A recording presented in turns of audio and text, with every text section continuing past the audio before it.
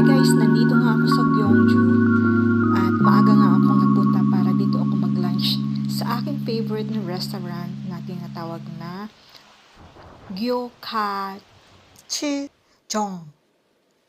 At yan nga, nagbabayad lang ako kasi ikaw ang mag-order dyan sa kanilang machine at sabi ni kuya dito daw ako umupo kasi ako lang naman mag-isa. At nilagyan niya na nga ng apoy yung aking lutuan ng aking beef. And fast forward, dumating na nga. Dineliver niya na ang aking order. Yan. Isang order lang siya guys, pero kung gusto mong kumain ng maraming meat, ay pwede rin dalawang orders. So, ang kanin pala dyan guys ay pwede ka pang humingi ng extra kung sobrang gutom ka. So, sa akin tamang-tama lang naman talaga yung dami ng meat. Kahit nga isang order lang yung meat ko guys, ay nakapaghingi pa ako dyan ng isang extra rice. Kasi nga sobrang nagutom talaga ako at deserve ko yan kasi mahaba-haba ang lalakarin ko mamaya.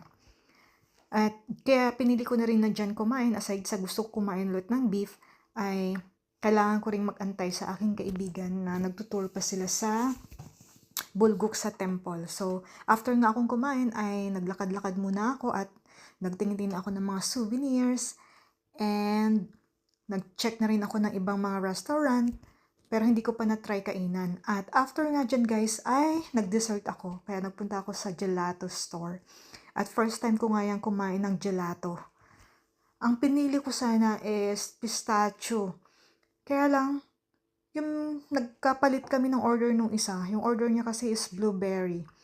Kaya, di ko nga alam bakit ganun. Nagtaka ako dyan sa order ko. Ayan, blueberry yan. Tapos yung sa kabila is mint. Yun, tama yung order ko na yun. Pero, yung blueberry, hindi ko yan in-order guys. Kaya pala sabi ko, nagtaka ako, ba't maasim? Ayan. Pero, hindi na ako nagreklamo. Kinain ko na lang kasi nga, nakain ko na. Hindi naman pwede na ibalik pa. Ayan nga guys. So, nadagdagan na naman yung kabusugan ko. Medyo malamig na nga dyan sa Gyeongju ng time na yan. Pero, dahil sa sobrang lakad ng lakad ako, medyo umiinit din yung aking katawan. Kaya, bye!